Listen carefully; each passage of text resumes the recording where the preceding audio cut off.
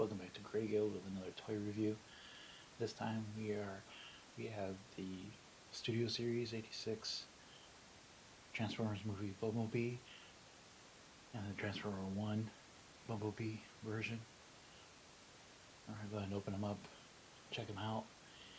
I have to admit, I do really like the studio version, or Studio Series versions of Transformers that they've been creating here lately.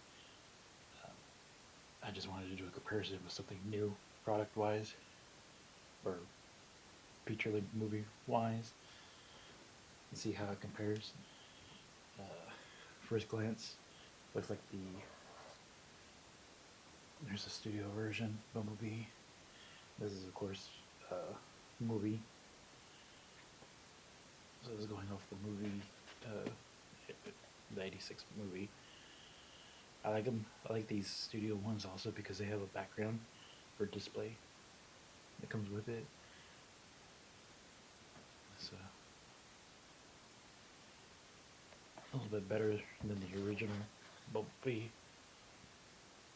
You know, that was just a little bug that didn't really do too much. Or it was very simple, to transform. It didn't really look like him, per se. Let's go ahead and open this up and see what we have.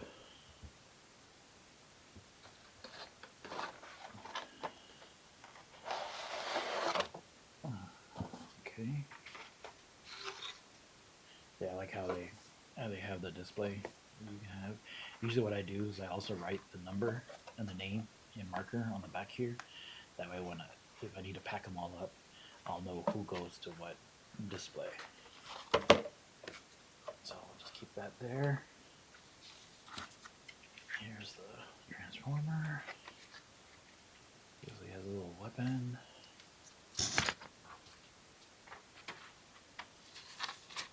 Here's the booklet. There's the back of it. Oh, looks like he put his gut on the back of him. It's like about 23 steps or so to transform. Not too bad.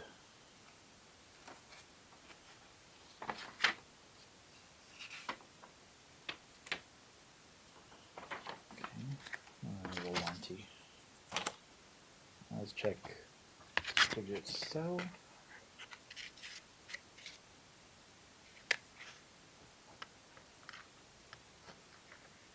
Oh, I like these new ways that they package them. I get it, I'm sure it's cheaper. It's a cheaper way to do it, but not necessarily a better way to do it.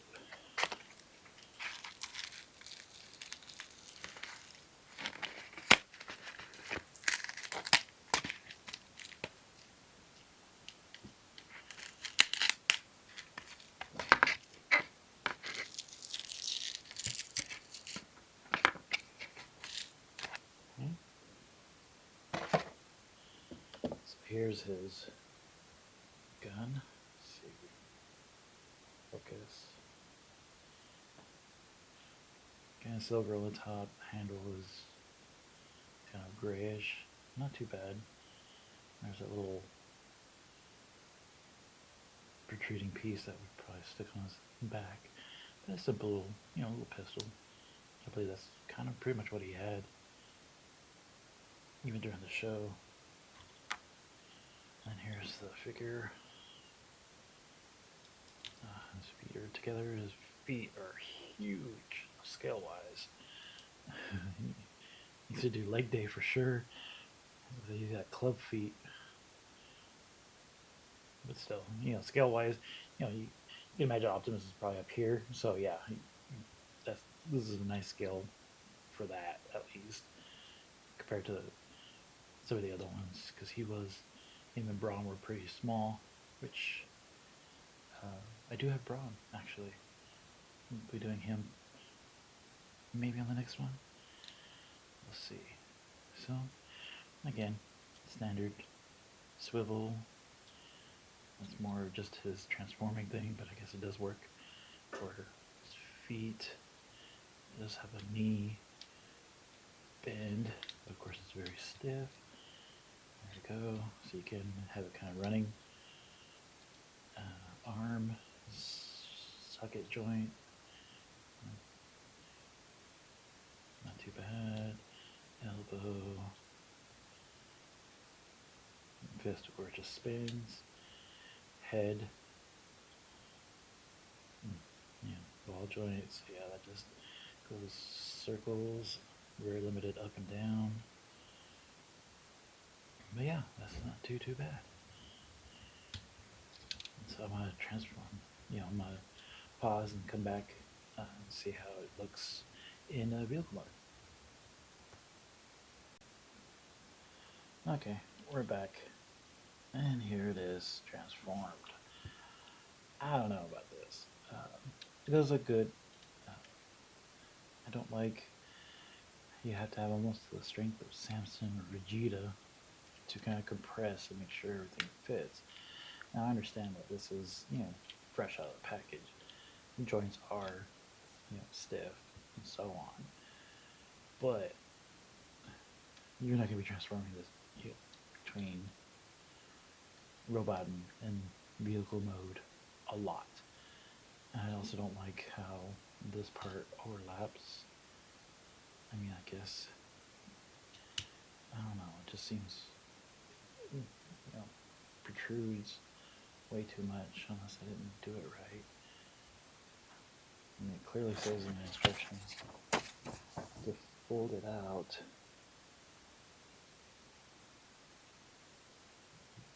But, again, it doesn't look too bad. I do like the markings. And of course, here's the back area where you can put the gun. I always did like it when toys had weapon storage on them, so you wouldn't lose them. See, so you can at least choose to display like that or what have you. But again, he wouldn't really sit very well. So yeah, you definitely just keep him in robot mode most of the time.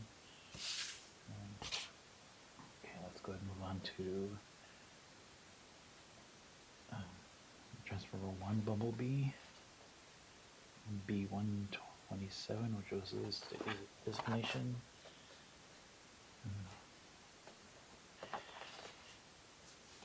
And let's go ahead and open it up.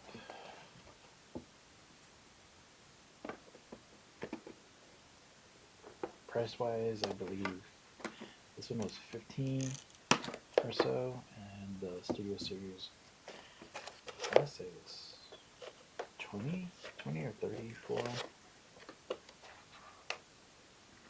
They're not cheap anymore, that's for sure.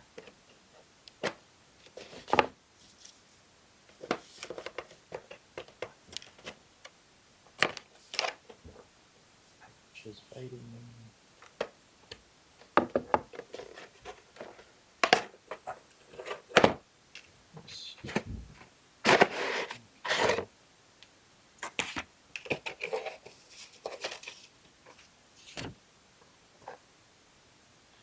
Okay, that's weird. I don't see any. Oh, there it is. Oh, here are the instructions.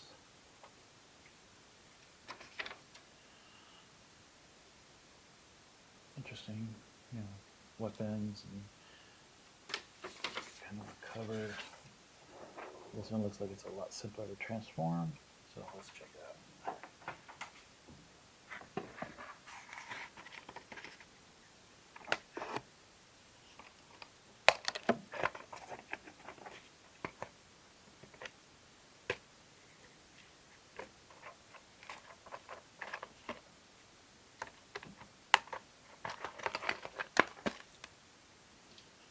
Let's free up his weapons and accessories, knife hands.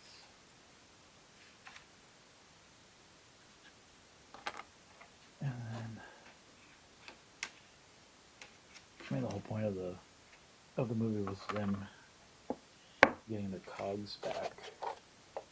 And spoiler alert if you haven't seen the movie. Kind of interesting take that they had on it, the betrayal of kind of one of their own, if you will.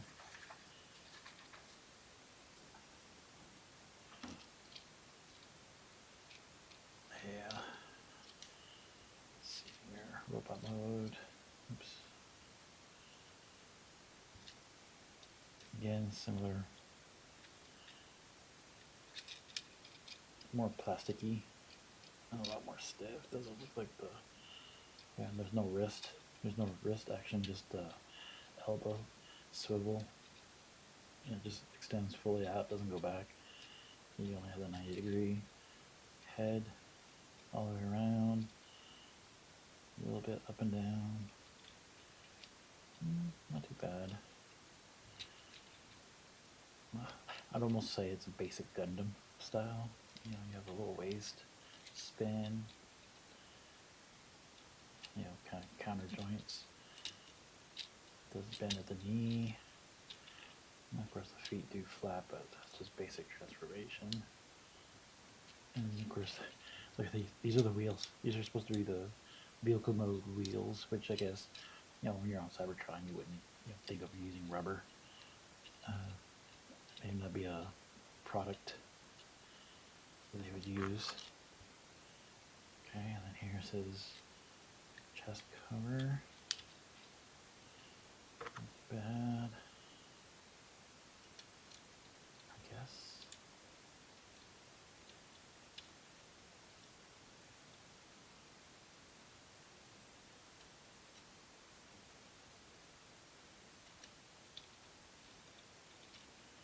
So you're gonna have his weapon on this hand. And I would assume then, yeah. Oh. And you can also put his knife on top of the weapon, make it all one. Hat till all are one, get it?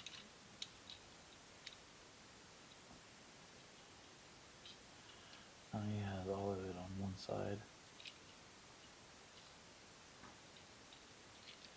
And if you can have it.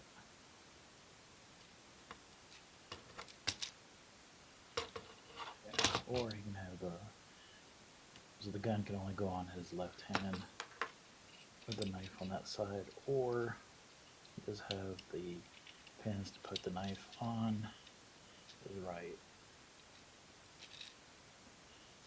Okay. So not all too bad. All plastic, like pure. Probably less than an ounce of metal with the pins on this thing. Not bad back. Kind of like it. Okay, well, let's transform and then we'll compare vehicle modes. Okay, so here it is transformed. Again, I really don't like having to compress these fittings. I mean, I know they have like simple slots. You know, the plastic is supposed to fit in the grooves, but I mean, come on, we get it. You know, until you have a 3D printer, you know, like, I don't know. It seems like they're getting a little cheap. Well, a lot cheap. I mean, it looks good. It does function, you know, so to speak, on a flat surface. But I don't know. It just seems definitely not cost effective. And there's this weapon, you know, in vehicle mode. And again, you don't get a cool display like you do with the other one. Let's see them together, size-wise. Yeah, so that's not too bad. Again, the movie is a little bit more accurate. That's pretty accurate to the new Transformers 1 movie. That is pretty much how he transformed. Vehicle mode. Of course, minus his weapons. But it is nice at least they have that storage for it. But yeah, it's just complete plastic. This has some heft to it, not much more, but it does have hard plastic wheels. Would have been nice if they had rubber, a little homage to the original. It does have a big bumper, huge bumper in front, big bumper in the back. Should call it BumbleBee, not BumbleBee. And like I said, I do like the decals for the Autobot symbol.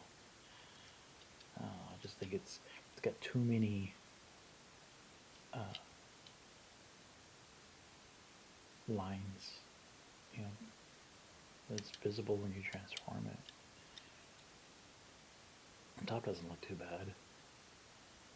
The side, if you don't get it perfect. There's a couple other ones that are like that too. And this one's not too bad. Especially that top piece is pretty well formed and snaps together pretty well. And then you have the bumper that's all molded into one piece. This is definitely not as distinctive as the original VW Bug. I mean, I understand that's concept futuristic vehicle, but still. Okay. Well, thank you for watching. Let me know if you have any questions, comments, concerns, and we'll see you in the next one.